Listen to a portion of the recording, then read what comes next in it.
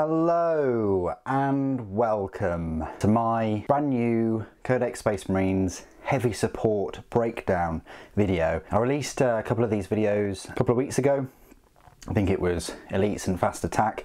Elites, there's a lot of units in the Elite section in this Codex. There's quite a lot of heavy support choices too. We'll go through it. As always, the brand new Codex is on the right side with the previous version on the left. They're both 8th edition codexes, except this Codex Space Marines, the new one, is a little bit smaller in terms of content, and it's also cheaper. So let's jump on over to the heavy support section, which is quite the way far through the book. Actually, it starts off right here on page 148, and then the old Codex we are at page 172, so a bit further on in the older book. So in the old Codex there were 12 heavy support choices. In the new Codex there are 2 additional choices, and there are 14 choices for heavy support, that being the Repulsor Executioner and the Eliminator Squad. The new Codex starts off with the Devastator Squad, the same as the previous one. It goes on to the Centurion Devastator Squad, same as the previous. It moves on to the Eliminators, which are the new kids on the block. Then it goes to the Hellblasters in the same fashion as the previous book. Then Thunderfire Cannon, Hunter, Stalker, Whirlwind, Predator, Vindicator, Land Raider, Crusader, Redeemer, the new kid on the block, the Repulsor Executioner, and that's where it ends. So it follows exactly the same pattern as the previous Codex, which is brilliant, and I welcome that compared to all the other sections in the book. Moving back to the choices. So in the brand new Codex, like with a lot of the other options in the Codex, the Devastator Squad is now cheaper. It used to be a power points cost of 8, they're now a power points cost of a 6. The Armorium Cherub is no longer there on the option. It doesn't have its own stat line. It used to have its own stat line and had a 6+ save and could float about and things. Now it's just included in the abilities there. Basically it still works the same. It can reload the model's weapon and then you remove it from play. It goes on to say that it's represented by the model, but doesn't count as a model for rules purposes, and the unit must be within 2 inches of it. So it goes on to elaborate a little bit. You just can't target it or kill it out, separately now. So stat line wise, everything is exactly the same as before. Same movement, weapon skill, ballistic skill, strength, toughness, wounds, attacks, leadership, and save. Weapons are all exactly the same. Sergeant can get 2 weapons from the Sergeant weapons list. 4 can be equipped with a heavy weapon, and obviously the Sergeant can get the Armorium Cherub. Obviously they've got the new ability Angels of Death. The Signum works differently now. It says when you choose this unit to shoot with in your shooting phase, you can select 1 Space Marine in this unit that is within 3 inches of this unit's Space Marine Sergeant. Selected model has a ballistic skill characteristic of 2+ until the end of that phase, whereas before it was still 1 model, but you just add 1 to hit rolls. I personally think it's better to add 1 to hit rolls. I think it's better to add 1 to hit rolls, personally, but now one of them has a ballistic skill 2+. Combat squads work the same, and the Armorium Cherub has that extra bit. Keywords: Imperium, Adeptus Astartes, Infantry, and Devastator Squad. One of my favourite heavy support choices is the Devastator Squad, because you can have 10 of them. You can have them with all different heavy weapons, all the same. It gets expensive, and you're investing a lot of points and cost into 1 wound heavy weapon basically. The next option is the Centurion Devastator Squad. Now these have had a huge power points cost. They used to be 19, now they're only 12. Must buy basically. Their stat line has also improved, even though they've reduced in price. The stat line is the same as before, however they now get 4 wounds and they now get 3 attacks. They used to only get 3 wounds and 2 attacks, so that's brilliant. That's great news for the Centurions, on top of their already strength 5 and toughness 5. The weapons work exactly the same, such as the grav cannon and grav amp, and so does the Centurion missile launcher. It's still an assault D3 strength 8 weapon, absolutely fantastic. Any model can be equipped with the missile launcher instead of the hurricane bolter. They've got the Angels of Death rule, they've got the omniscope, which works exactly the same as before, so enemies do not receive the benefit of cover. They've got combat squads, and they've also got the Decimator protocols, which means they do not suffer the penalty for moving and firing heavy weapons, the same as before. So you're getting an extra wound, an extra attack. It's worth noting that the Sergeant has the same number of wounds, but he does have an extra attack, so he's kicking out 4 attacks there, and has a leadership of 8. The keywords: Imperium, Adeptus Astartes, Infantry, Centurion, and Centurion Devastator Squad. So you're getting more for your money there. Then the new kids on the block, obviously they're not in the old codex. This is the Eliminator Squad. I'll just run through their profile, even though I do have a review on my channel. Just type in, I don't know, Space Marine Primaris Eliminator Squad review, and you'll find my review with a full breakdown of the rules. But they are heavy support choice, of course. Their power points cost of a 4. Their stat line reads: movement of 6 inches, weapon skill and ballistic skill both 3+, strength and toughness of 4, 2 wounds, 2 attacks, leadership 7, and a save of 3+. The Sergeant gets 1 extra attack and 1 extra leadership.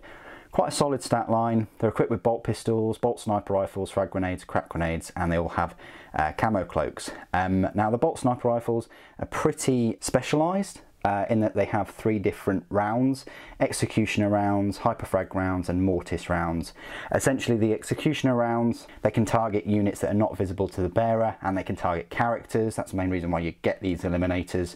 You add 2 to the hit roll when resolving attacks made from them, and they don't get the benefit of cover save, which is brilliant. The hyperfrag has a heavy D3, but loses that AP -1, and then the mortis is only a 1-shot round, much like the executioner, but gets a better AP at -2 and a potentially better damage of D3. And also on top of that, when you get 6s, you get mortal wounds on the target too. They also have this new weapon for this squad as well, called the Las Fusil, which is the same range as the bolt sniper rifle, so 36-inch range. It's a heavy 1-shot, it's a strength 8, AP -3, and a damage of 3. So a little bit like a las cannon in that way. They've got the frag grenades, crack grenades. The Eliminator Sergeant can have the Las Fusil instead of the bolt sniper rifle, or just can keep with the bolt sniper rifle, like mine has. Every Eliminator can be equipped with 1 Las Fusil instead of 1 bolt sniper rifle. So unfortunately that means that the other 2 have to have the same weapon. Abilities: Angels of Death, camo cloak, guided aim, so instead of shooting in your shooting phase, Sergeant can guide the squad's aim, and you just add 1 to the hit roll and wound roll. Pretty decent. Covering fire: if he's got an instigator bolt carbine, it can still move in the movement phase, but it can't advance. And then concealed positions, you can set them up anywhere on the battlefield that's more than 9 inches away from enemy deployment. Keywords: Imperium, Adeptus Astartes, Infantry, Phobos Primaris, and Eliminator Squad. So they're the new kids on the block. You can only get 3 of them. Would have been great if you could have 6 of them. That would have been awesome, but they would just delete characters left, right and centre if you had 6 of these bolt sniper rifles. Then we move on to a familiar face in the form of the Hellblaster Squad. They are cheaper. They are now a power points cost of a 6. They used to be an 8. Their stat line is exactly the same before, and all of those plasma weapons are again exactly the same as they were before. They're a very decent choice. It is confusing that they have 3 different versions of these plasma incinerators, but essentially the standard one is a 30-inch range rapid fire weapon, the assault one is a 24-inch assault 2 weapon, and the heavy one is a 36-inch range heavy 1 weapon. And the heavy one has a strength of an 8, the assault has a strength of a 6, and the standard has a strength of a 7. So it really depends on whether you want them to be moving forward with the rest of your army and firing off more shots but lower strength. They've all got the same really high armor penetration, they're all -4, so bear that in mind. So if you want something that takes down armor very well, you can use these to incinerate your enemy. They've got the Angels of Death rule, and they've got the combat squads as well, and you can have 10 of them. So the next unit is the Thunderfire Cannon. This has changed. They keep changing it up, it seems, every codex. Firstly, it's cheaper. It's now a power points cost of a 4 and it used to be a 6. It's got a way better ballistic skill. I don't know why, but it's got a ballistic skill of a 2+ now. Everything else has stayed the same with it. The Tech Marine gunner has now found 2 extra wounds from somewhere. It's now got 4 wounds. So you got 4 wounds on the cannon, 4 wounds on the gunner, 8 wounds in total for a power points cost of a 4. It doesn't really get any better than that. You can only get 1 for this unit choice though. The Thunderfire cannon itself, its stat line, it stayed exactly the same in terms of it's a massive 60-inch range, heavy 4d3 weapon. It's only strength 5, only -1 and only damage 1, but the beauty of it is that range at 60 inches and it can target units not visible to the bearer. So it's really good against hordes and armies with multiple bodies on the field. It's got the Angels of Death rule, and then it's got this operated artillery, which just means that you can operate it with the Tech Marine gunner, and he has to be within 3 inches of it. It doesn't say that it shuts down anymore, it just says here crude artillery. If there are no friendly Tech Marine units, then it's destroyed, so it just blows up basically. So they put 2 kind of abilities within one, and before they had this Tech Marine gunner, which just means that you set it up on the battlefield in coherency, and then if he moves outside of coherency, then treat it as a separate unit. You don't really need to put that, it's self-explanatory. The gunner will be as a separate unit anyway. And also the Blessing of the Omnissiah is the same as before, in that the Tech Marine can repair D3 lost wounds to vehicles. Keywords: Imperium, Adeptus Astartes, Vehicle, Artillery, Thunderfire Cannon, Character, Infantry and Tech Marine. Then we move on to the Hunter, which is one of the 2 anti-air vehicles for Space Marines. It's a power points cost of a 4, so it's 1 less than the previous version. Its stat line is exactly the same movement, same toughness, wounds, all of those things. Its weapon, again, remains the same, which is a whopping 60-inch range weapon, strength 9, AP -3 and a damage d6. You can reroll hit rolls and add 1 to the hit roll for a target that can fly, but everything else remains the same. You've got Angels of Death on there, which you didn't have on there before, I might add. The Stalker is the second anti-air vehicle. Again, that's reduced in price. It was a power points cost of a 6, it's now a 5. Again, exactly the same stat line as before. It's got the Icarus Storm Cannon, which works exactly the same as before. Again, you add 1 to the target that can fly, otherwise subtract 1 from all other targets. And also, like the Hunter, it's got the Angels of Death rule. Keywords: Imperium, Adeptus Astartes, Vehicle, Stalker, and the same for the Hunter, but just obviously Hunter. Then we move on to the Whirlwind. Not many people use Whirlwinds, I don't see many on the board, but it has reduced in points cost as well. It's now a power points cost of a 4 and it was a 5. It's quite cheap anyway in my opinion. Its stat line remains the same, and both of the weapon profiles for both the Catalan Launcher and the Vengeance Launcher remain the same. It comes with a Vengeance Launcher, which is, I'd say, more of the anti-armor kind of launcher. It can get potentially 6 shots there, strength 7, AP -1 and a damage of 2. You can opt to replace that with the Catalan Launcher, which is a heavy 2d6, so probably 12 shots, strength 6, AP 0, damage 1. Both of those profiles can target units that are not visible to the bearer. That's one of the main reasons you get it, because it's a whopping 72-inch range and you can target units not visible. It would be good if they also added some kind of extra profile or something that negated cover saves. That'd be pretty good. Because the Thunderfire Cannon, you know, you just take the Thunderfire Cannon, because that would be a decent addition. Predator, that's now cheaper. It's a power points cost of an 8, but they haven't messed with that. That's still exactly the same stat line. Everything works as it did before, including the Predator autocannon that got revised in 8th edition, with that 48-inch range, heavy 2d3, strength 7, AP -1 and a damage of 3. And you can also have a twin las cannon on that one. It's got Angels of Death. Vindicator, that's cheaper. It's now a power points cost of a 6. They haven't messed with the Demolisher cannon though. But what they have done is they have improved the Demolisher cannon. It's still only 24-inch range. I would like to see it 36-inch range at some point, but they have changed it to a heavy D6. For me, that's a bit more of a gamble. With it before, a heavy D3, you were guaranteed 2 strength 10 shots. Now, yeah, you could get one heavy D6 shot, but you've got more scope there. You can have 4, 5 or 6, so you've got more scope for having multiple, you know, up to 6 strength 10 shots, which is quite horrific. But again, its weak point is it has to get within that 24-inch range. It's got the Angels of Death rule again. Land Raiders, they've dropped in price. They're now power points cost of a 15. They used to be a power points cost of a 19. They haven't messed with the Land Raider at all. Still very, very decent. Movement speed of 10 inches.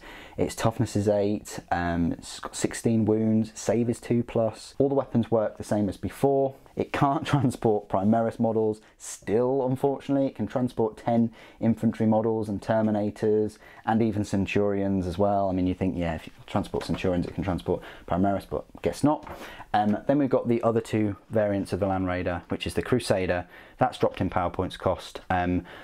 Not as much as the normal one from 19 to 15, but it has dropped to 14 from 16, and the stat line is exactly the same. Everything works as it did before. Additionally, you've got the Angels of Death rule. The Land Raider Redeemer has also dropped in price by 4 points, so the same as the normal Land Raider. That's very, very cheap now. It's great that both the Crusader and Redeemer are at the same price point. Before, it was really odd that the main Land Raider was the most expensive at 19, then the Redeemer and then the Crusader. Now, the main Land Raider is 1 power points cost more, but at least the other 2 are, you know, the same in terms of that. The Redeemer, everything works as it did before. It has had a bit of a bump in terms of the Flamestorm cannons that are mounted on the side. I used to love using them because they were AP3 in the old rules, so that meant that they could just melt Space Marines. And you had 2 sponsons, so you always just drove it directly at your, you know, other Space Marine foe. But now it's had a bump up in range, so the cannon is now 12-inch range instead of 8-inch. 8-inch is absolutely terrible. Still heavy D6 though, and still AP -2, but also damage 2, and they automatically hit. So that's the main change there. And they've also got the Angels of Death as well. Can transport 12 models. Forgot to say that the Crusader can transport 16, but again, neither of them can transport Primaris, unfortunately. And then finally, that's it for the old book. But for the new book, you've got the final, I want to say most expensive. It's not the most expensive, really. It draws the line with the Land Raider as being the joint most expensive, the Repulsor and the Repulsor Executioner. They're all power points cost of a 15, along with the Storm Raven gunship. All of those are the most expensive pieces in the Space Marine arsenal.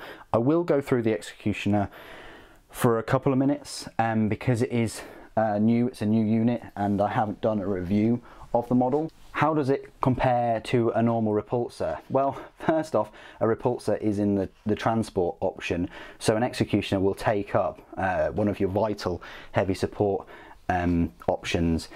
The stat line reads exactly the same as a normal Repulsor. I wouldn't have thought it would have changed.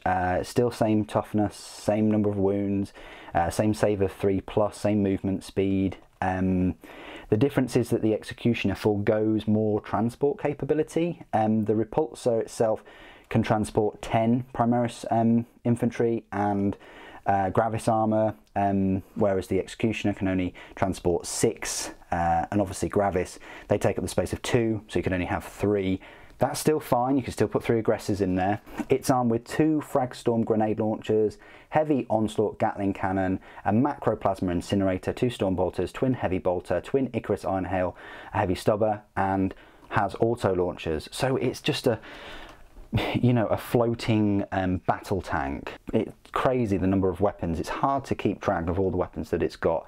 But essentially this macroplasma incinerator, it's exactly the same on the Redemptor Dreadnought. It's a huge plasma weapon of a 36-inch range, heavy D6, strength 8, AP -4, and a damage 1. It's just a big version of, you know, the plasma incinerators that the Hellblasters use. You can swap that out and use this heavy laser destroyer instead, which is probably one of the main reasons why you get this Executioner. The laser destroyer is a 72-inch range, heavy 2, strength 10, AP -4, damage D6. and when you get a damage roll of a 1 or 2, it counts as a 3 instead. That's insane. So you're always pretty much getting damage of 3 minimum with 2 shots. What makes this quite dangerous is this Aquilon optics. If the model doesn't move or moves a distance less than half its move characteristic, which is 10 inches by the way, so it can move 5 inches, it can shoot with its heavy laser destroyer or macro plasma incinerator twice in the shooting phase, but you've got to target the same unit. That's insane. So it can move up the board 5 inches a turn, firing that heavy laser destroyer, 4 shots of strength 10. At 72-inch range. No wonder nobody takes any Vindicators or anything like that. You're always getting those 4 shots at a ridiculous range with all of that damage. It's just crazy. You've got the repulsor field on there, so you subtract 2 from the charge roll. Doesn't suffer the penalty for moving and firing heavy weapons. You've got the auto launchers, just like the smoke launchers basically. The only thing it's missing is that invulnerable save, which the impulsor can take. And that's pretty much it for the new Repulsor Executioner tank. It's much more of a battle tank focused vehicle. I'd love to get one at some point and review it just for the channel, because personally, you know what I'm like, don't really agree with the £60 for one plastic tank. I think you're well into Forge World prices at that point, but still, it does exist and it is in the Codex, and hopefully I can bring you a review at some point. Anyway, that's it for my heavy support breakdown in the brand new Space Marine Codex. I hope you've enjoyed this. The next video in this series will be of the transport choices, and there are quite a few, so I thought I'd do a separate video on that, and then we're on to the flyers. What do you guys think of the heavy support choices? Do you think they're bloated, or do you think it's just right at the moment? Definitely not as bloated as the Elite section. Put your comments and thoughts down below of which is your favourite heavy support choice and which you use the most in game, and which is your favourite in lore. It'd be great to hear from you. Thank you ever so much for joining me today. Thank you for watching. The Emperor protects.